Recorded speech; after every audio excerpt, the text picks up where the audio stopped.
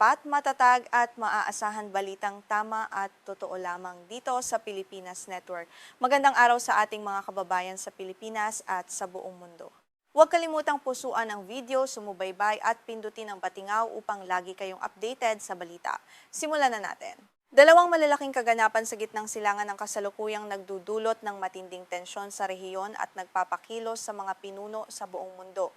Sa isang banda, mabilis na kumakalat ang mga ulat at haka-haka tungkol sa malubhang kalagayan ng kalusugan ng bagong leader ng Iran na si Mojtaba Khamenei. Sa kabilang banda naman, naiulat ang kapansin-pansing pagtaas ng tulong militar at pagbabahagi ng impormasyong paniktik ng Russia at China sa Iran sa gitna ng umiiral nitong sigalot laban sa Estados Unidos at Israel.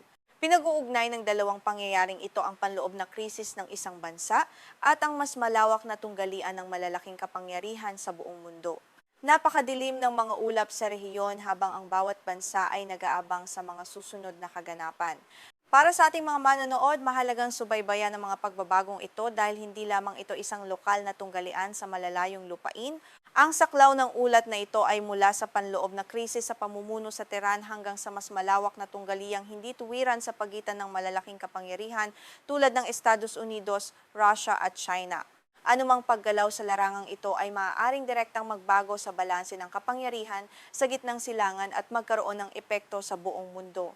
Sa pagsusuri sa mga kaganapang ito, mahalagang panatilihing neutral, seryoso at objektibo ang ating tono. Iwasan natin ang paggamit ng mga pahayag na labis na nagpapalaki sa sitwasyon at tiyaking ilahad ang impormasyon batay sa mga umiiral na ulat at datos. Ang ating layunin ay magbigay ng malinaw na larawan ng sitwasyon ng walang kinikilingan. Sa pamamagitan ng maingat na pagtitimbang sa mga katotohanan at ulat, mas madaling mauunawaan ng mga manonood ang tunay na lalim ng krisis. Ang mga kumakalat na balita mula sa mga dayuhang media tulad ng Defense 24 at Iran Wire ay nagbibigay ng pahiwatig sa matinding krisis sa pamumuno sa Tehran. Binabanggit sa mga ulat na si Mojtaba Khamenei na 56 taong gulang ay nasa napakakritikal na kondisyon at hindi pa nakikita sa publiko mula nang magsimula ang mga pag-atake ng Estados Unidos at Israel noong Pebrero 28, 2026. Ang kanyang pag-upo bilang bagong leader noong Marso 8, 2026 ay kasunod ng pagkamatay ng kanyang amang si Ali Khamenei sa isang pag-atake mula sa himpapawid sa kanilang complex sa Tehran noong Pebrero 28.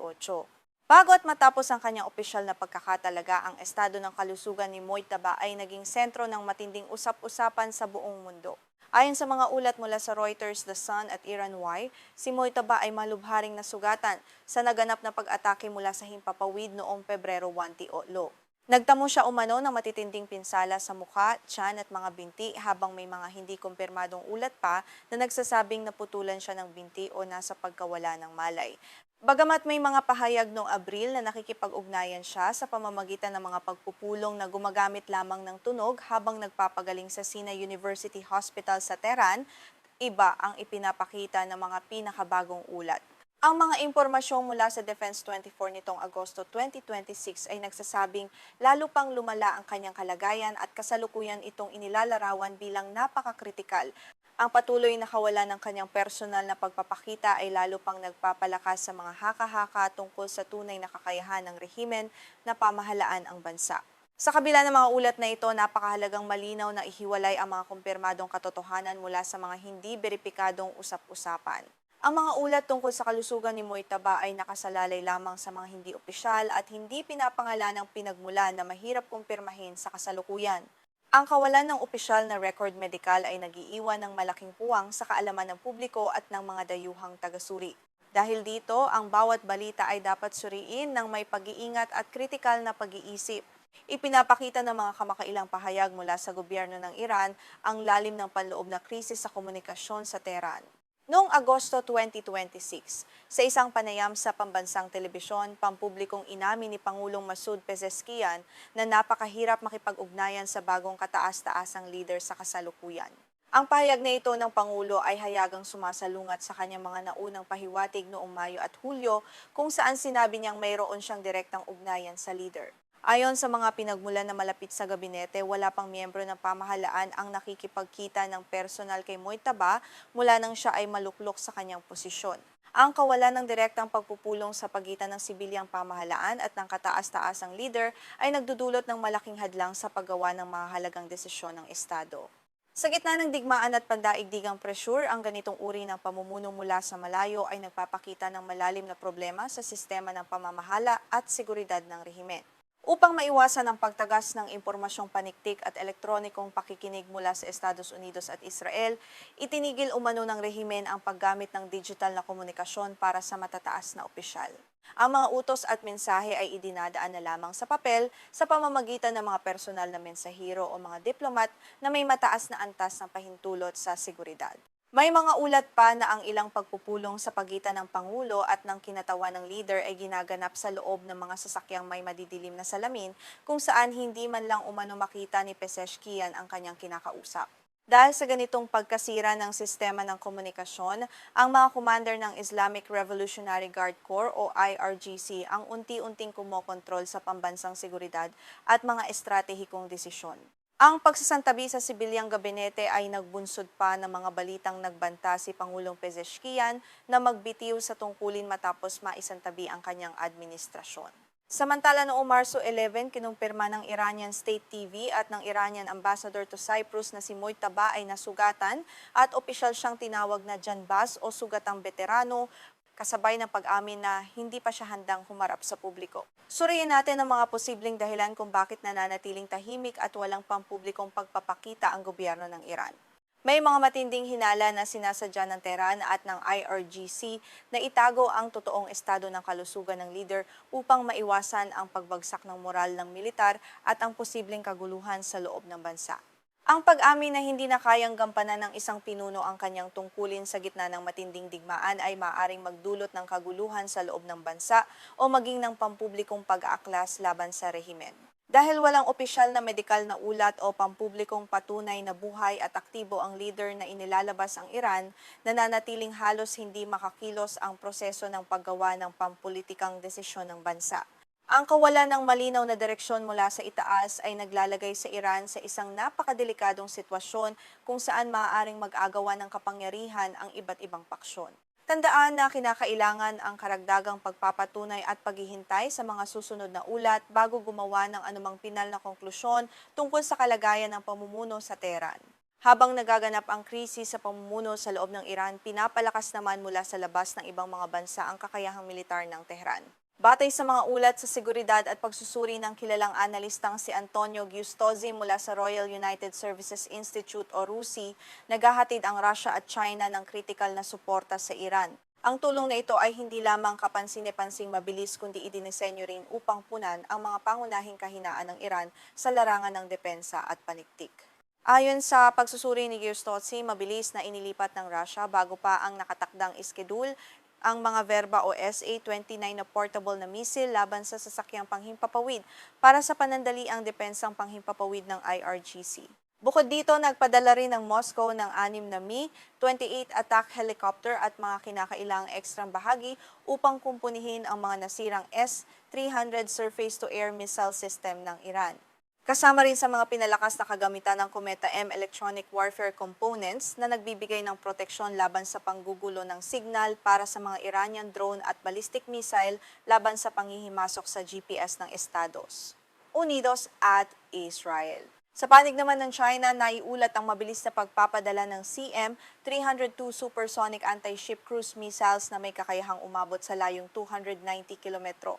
Ang mga misil na ito ay naglalayong palakasin ang kakayahan ng Iran na hadlangan o limitahan ang pagpasok at pagkilos ng kalaban sa Strait of Hormuz at Persian Gulf. Bukod sa kagamitang militar, binigyan din umano ng China ang Iran ng ganap na access sa naka-encrypt at mataas na presisyong signal militar ng Beidou 3 satellite navigation system. Maaari itong magbigay sa Iran ng impormasyong pangheograpiya mula sa mga satellite at kakayahang tumukoy ng target nang hindi umaasa sa GPS ng Estados Unidos. Pinalalawak din umano ng China ang suporta nito sa pamamagitan ng impormasyong paniktik mula sa satellite tungkol sa lokasyon ng mga kagamitang pandagat ng US Navy sa rehiyon. May mga ulat din tungkol sa mga paunang kasunduan sa pagbebenta ng QW-12 at FN-16 air defense missile systems upang lalo pang palakasin ang depensang panghimpapawid ng Iran. Ang mga hakbang na ito ay nagpapakita ng isang malalim at organisadong kooperasyon na maaring magbago sa kakayahang militar ng Tehran laban sa mga kalaban nito. Dapat banggitin ng malinaw na opisyal na itinanggi ng Foreign Ministry ng China sa pamamagitan ng kanilang tagapagsalitang si Mao Ning ang mga ulat tungkol sa pagbebenta ng CM-302 missiles at tinawag itong bahagi ng isang kampanya ng maling impormasyon. Dapat ding isaalang-alang sa ating pagsusuri na ang karamihan sa mga detaling ito ay nagmumula sa mga lihim na pinagmulan ng impormasyong paniktik at wala pang ganap na independenteng kumpirmasyon. Inilalarawan din ng Moscow at Beijing ang kanilang tulong bilang pagtupad sa mga dati ng kontrata o pagbebenta ng mga kagamitang maaaring gamitin sa parehong sibilyan at militar na paraan upang mapanatili ang kakayahan nilang itanggi ang direktang suporta. Suriin natin ang mga estratehikong motibo ng Russia at China sa pagsuporta sa Iran sa gitna ng sigalot na ito. Layunin ng dalawang malalaking kapangyarihan na tulungan ang Iran na makapanindigan laban sa militar ng Estados Unidos habang binabawasan ang impluensya ng Amerika sa rehiyon. Sa pamamagitan ng pagpapalakas sa Iran, sinusubukan nilang hatiin ang mga mapagkukunan at atensyon ng Washington na nagtutulak sa Estados Unidos na ikalat ng labis ang kapangyarihan nito sa gitnang silangan sa halip na ituon ito sa ibang rehiyon. Para sa Russia, ang pagpapatuloy ng krisis sa gitnang silangan ay maaring magdulot ng direktang pakinabang sa pananalapi at militar. Ang pagtaas ng presyo ng langis dulot ng banta ng digmaan ay nagbibigay sa Moscow ng bilyon-bilyong dolyar na karagdagang kita sa budget upang tustusan ang sarili nitong mga operasyon sa Europa. May mga usap-usapan din tungkol sa isang sinasabing alok ng Russia na itigil ang tulong militar sa Iran kapalit ng paghinto ng tulong ng Estados Unidos sa Ukraine. Ngunit ayon sa mga ulat, hindi ito humantong sa anumang positibong resulta o kasunduan. Sa panig ng China, ang kanilang galaw ay isang maingat na pagbabalanse upang mapangalagaan ang seguridad sa enerhiya. Bilang pangunahing importer ng krudo mula sa Iran at mga bansa sa Persian Gulf, nag-ipon ng China ng malalaking reserbang petrolyo at gumamit ng Cross-Border Interbank Payment System o CIPS upang protektahan ang sarili laban sa mga posibleng sekundaryang parusa ng Amerika. Ipinaliliwanag nito kung paano maaaring gamitin ang sigalot sa Iran bilang isang mahalagang puhunan sa pakikipagnegosasyon sa mas malawak na ugnayan sa pagitan ng mga pandaigdigang kapangyarihan. Ang mga hakbang na ito ng Russia at China ay may direktang epekto at matinding implikasyon sa posisyon ng Estados Unidos. Ang pagtaas ng kakayahan ng Iran sa pamamagitan ng mas makabagong impormasyong paniktik, electronic warfare at supersonic anti-ship missiles ay naglalagay sa mga puwersa, pasilidad at mga barkong pandigma ng Estados Unidos sa Persian Gulf sa mas mataas na antas ng panganib. Ang ganitong pagbabago sa kalagayang militar ay nagpapahirap sa anumang mabilis na opsyong militar na maaaring isaalang-alang ng Washington habang pinalalaki ang panganib ng isang direktang komprontasyon. Sa pagtingin sa hinaharap, may dalawang pangunahing senaryo na maaaring mangyari sa direksyon ng tunggaliang ito. Ang unang senaryo ay ang paglabas ng opisyal na kumpirmasyon tungkol sa tunay na estado ng kalusugan ni Mojtaba Khamenei. Kung opisyal na ihahayag na mayroon siyang permanenteng pinsala o kung kumpirmahin ang kanyang pagpanaw, maaari itong magbunga ng mabilis na pagbabago sa pamumuno ng Iran na maaaring humantong sa panloob na pagbabago sa politika o sa ganap na pagkontrol ng IRGC. Ang ikalawang senaryo naman ay ang lalo pang paglalim ng alyansa ng Russia, China at Iran na maaaring magdulot ng mas matagalang hindi tuwirang tunggalian laban sa Estados Unidos at mga kaalyado nito. Sa ilalim ng senaryong ito, ang patuloy na pagpapadala ng makabagong teknolohiyang militar at agarang impormasyong paniktik ay maaaring gamitin upang panatilihing abala ang Washington sa isang matagalang digmaan ng pagkaubos ng lakas at mga mapagkukunan. Ang ganitong daloy ng mga pangyayari ay magpapatagal sa hindi tiyak na kalagayan ng seguridad at magpapalala sa mga hidwaan sa rehiyon. Ang patuloy na tensyon sa gitnang silangan ay may direktang epekto sa pandaigdigang ekonomiya at seguridad, partikular sa Strait of Hormuz. Sa daanang ito, dumaraan ng humigit kumulang 20 hanggang 25% ng krudong langis na iniluluwas sa pamamagitan ng dagat at 20% ng liquefied natural gas o LNG sa buong mundo. Ang anumang banta mula sa mga minang pandagat, pag-atake sa mga tanker o paghihigpit ng IRGC ay direktang nagpapataas sa halaga ng siguro laban sa panganib ng digmaan at nagtutulak sa US Navy na magbigay ng eskortang pandagat. Dahil dito nakaranas ng matinding pabago-bagong presyo ang langis sa mga nakalipas na buwan. Noong Marso 2026, ang presyo ng Brent crude ay pumalo sa 120 hanggang 126 dolyar bawat bariles bago ito gumalaw sa pagitan ng 80 at 96 dolyar bawat bariles nitong Agosto 2026 dahil sa nananatiling dagdag na panganib sa Strait of Hormuz. Ang mga problemang ito sa supply ng enerhiya ay nagdudulot ng direktang banta ng inflasyon at stagflation sa buong mundo, kabilang ang mga bansa sa Asia at Europa na labis na umaasa sa inaangkat na langis. Upang ibuod ang ating ulat, dalawang pangunahing salik ang nagtutulak sa kasalukuyang krisis sa gitnang silangan. Una ay ang hindi tiyak na estado ng pamumuno sa Tehran sa gitna ng kawalan ng pampublikong pagpapakita ni Mojtaba Khamenei at ng matinding pagkasira ng komunikasyon sa pagitan ng sibilyang pamahalaan at ng IRGC. Pangalawa ay ang estratehikong pagtulong ng Russia at China sa kakayahang militar at paniktik ng Iran na lalo pang nagpapasalimuot sa posisyon ng Estados Unidos sa rehiyon. Ang dalawang salik na ito ay magkasamang lumilikha ng isang kalagayang nagbabanta sa pangkalahatang katatagan ng daigdig. Habang nahaharap ang Iran sa panloob na kahinaan, ang suporta mula sa mga panlabas na kaalyado ay nagbibigay rito ng kakayahang magpatuloy sa komprontasyon. Ang resulta ay isang napakadelikadong balanse ng kapangyarihan na may direktang epekto sa seguridad sa karagatan, presyo ng mga bilihin at pandaigdigang kalakalan. Bago natin tapusin ang ulat na ito, nais kong mag-iwan ng isang seryoso at neutral na tanong para sa inyong pagninilay. Sa inyong pananaw, paano mababago ng alyansa ng Russia, China at Iran ang balanse ng kapangyarihan at seguridad sa buong mundo? Ibahagi ang inyong mga pananaw at pagsusuri sa mga komento sa ibaba. Kung nais ninyong manatiling updated sa mga pinakabagong pagsusuri tungkol sa geopolitika at pandaigdigang balita, huwag kalimutang i-like ang videong ito at mag-subscribe sa ating channel para sa higit pang malalalim na ulat.